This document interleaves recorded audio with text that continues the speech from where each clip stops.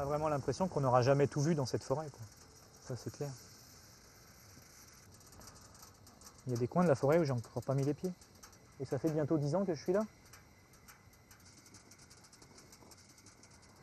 On a un secteur qui nous est attribué en propre à l'intérieur de la forêt qui est découpé. Donc ce secteur-là, on le connaît vraiment mieux que le reste. Mais même ce secteur-là, enfin, connaître 1200 hectares de forêt sur le bout des doigts, on peut pas quoi. On voit bien l'étagement et la différence de végétation des feuilles. Alors en fait, à l'automne, ce qui se passe, c'est que la sève redescend et les feuilles construisent une espèce de cicatrisation entre les bourgeons. Et quand c'est complètement cicatrisé en dessous, le moindre petit accident fait tomber la feuille. Donc un coup de vent, un choc, là, les feuilles viennent toutes seules. Contrairement à des feuilles qui sont encore vertes, je pense qu'elles ne viennent pas. Voilà, elles ne viennent pas. Si je tire, elle ne vient pas. Ça finit par arracher le rameau avant d'arracher la feuille.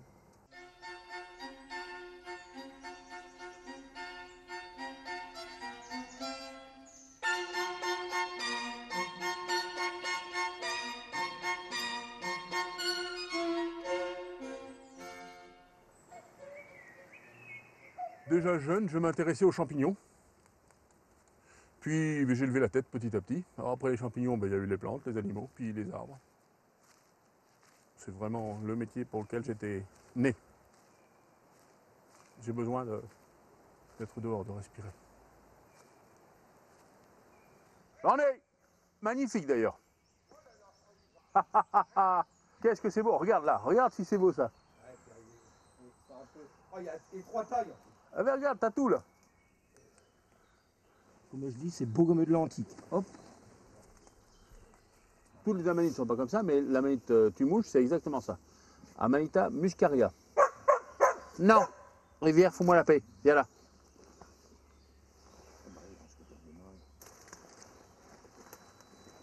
On l'appelle amanite tumouche parce que pendant un temps, on le mettait dans les étapes parce qu'il tue réellement les mouches. Un peu plus comme ça, voilà. Je veux rester un amateur éclairé, je ne veux surtout pas devenir professionnel des champignons. Si je deviens spécialiste de quelque chose, j'aurai plus le temps pour le reste. Ça prend trop de temps. Mets-toi là, Luc. Oh, c'est bien que c'est... Alors, mais moi, c'est me redresser puis me... Je suis gros, mon petit gars.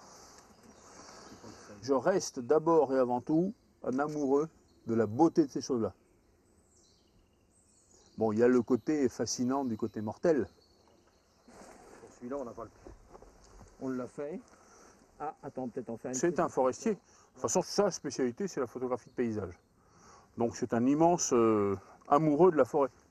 Mais du côté lumière, moi, c'est... Il y a le côté technique et le côté poétique, mais lui, c'est la lumière forestière qui l'intéresse.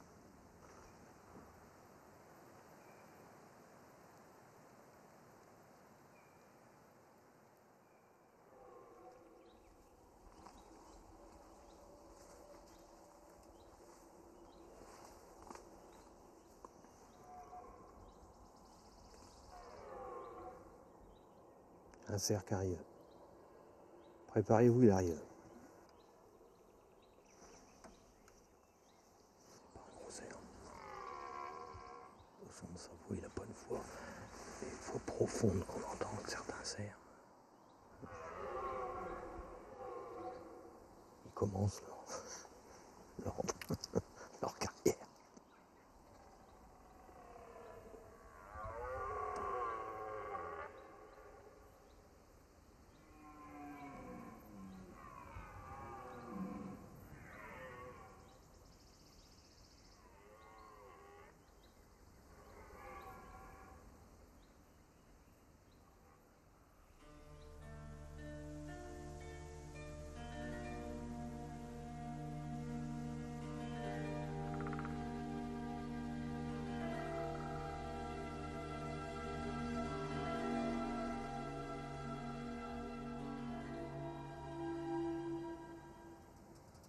C'est joli des petites clairières comme ça. Hein.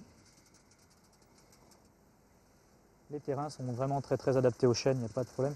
Et ils deviennent inadaptés aux hêtres avec les changements climatiques qu'on a. On le voit le morcellement géométrique. Le coupage digne des champs agricoles. Hein. Les gens, ils ont l'idée que c'est quelque chose de très très naturel, alors qu'en fait, on le voit depuis le ciel, là c'est entièrement artificiel. Si la forêt de Compiègne elle est là, c'est grâce à la volonté de quelques hommes. C'était François Ier qui voulait aller à la chasse, Napoléon III qui voulait des domaines de chasse aux faisans, donc c'est devenu de la grande futaie. Moi, je prétends que sans la chasse à courre, la moitié de la forêt, ce serait les champs de betteraves. Et c'est une des forêts françaises où il y a le plus grand kilométrage de chemin à l'hectare. Le tracé des chemins est fait pour la chasse.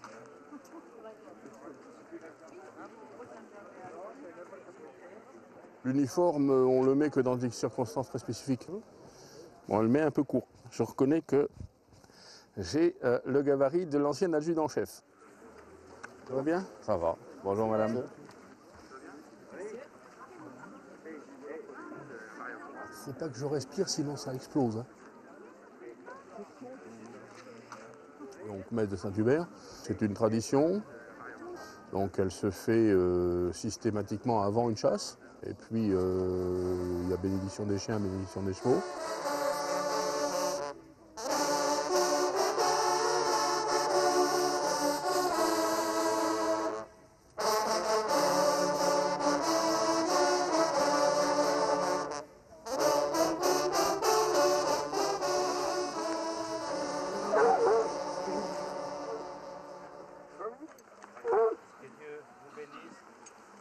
Au nom du Père et du Fils et du Saint-Esprit. Amen. Bonne journée, bonne chevauchée, bonne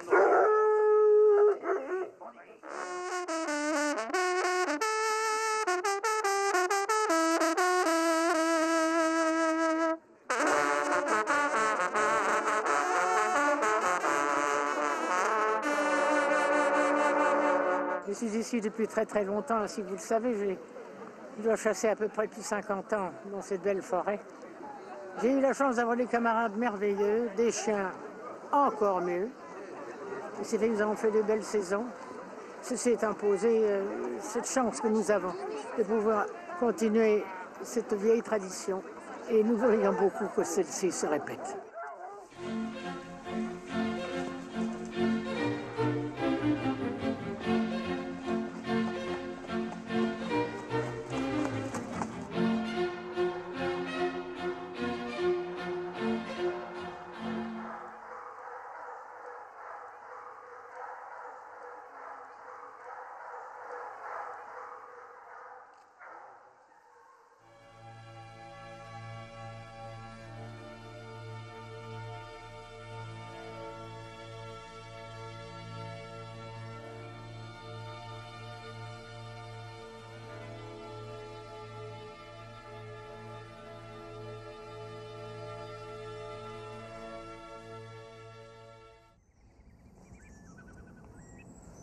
Allô?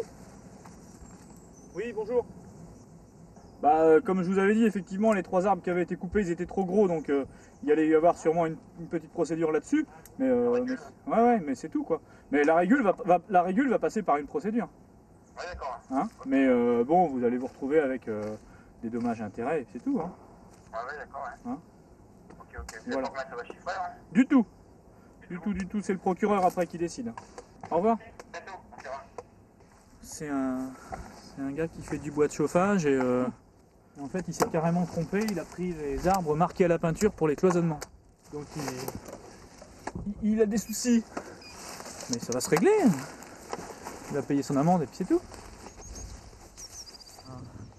C'est un jardin magnifique, moi j'y suis bien tous les jours, donc tant que j'y serai bien, je continuerai à y rester et à m'occuper de ces magnifiques grands arbres.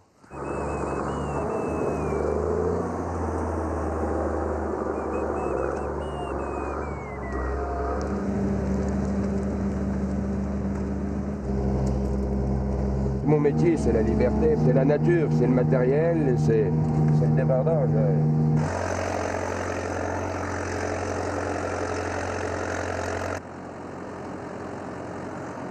Le petit, c'est un an, ça. Il a commencé à conduire un porteur avec son père, il avait 8-10 ans, alors il est né dans le bois. Hein.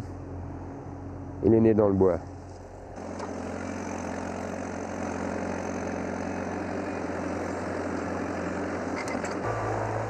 Le plus inquiétant, ce serait le coffre qui casse. Il risque de partir, quoi, lui. Ça, c'est garanti. Hein. C'est ça le seul danger. Ah, là, ça va, là, je peux le remonter. Hein, y a pas... On va jusqu'aux extrêmes. Hein.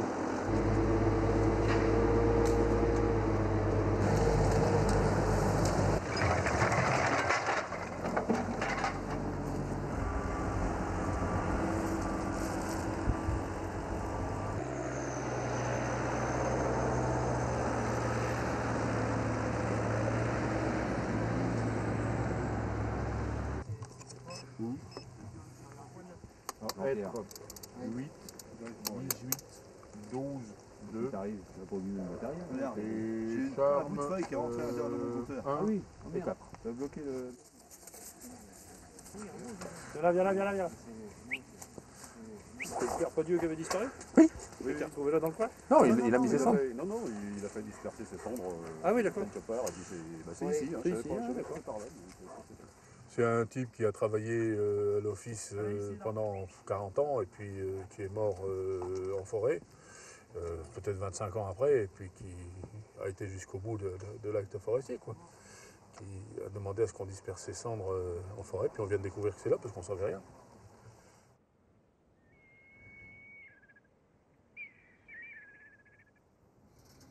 On vit en permanence dans les éléments. Moi j'aime bien apprendre à mes enfants à apprécier le silence, apprécier un oiseau, leur montrer un nuage, leur montrer ces choses qui sont complètement anodines et qui en fait sont magnifiques, quoi. On essaie de leur transmettre, je dirais, une espèce de sagesse par rapport justement à la vie d'un chêne, quoi. Nous on est rien, quoi.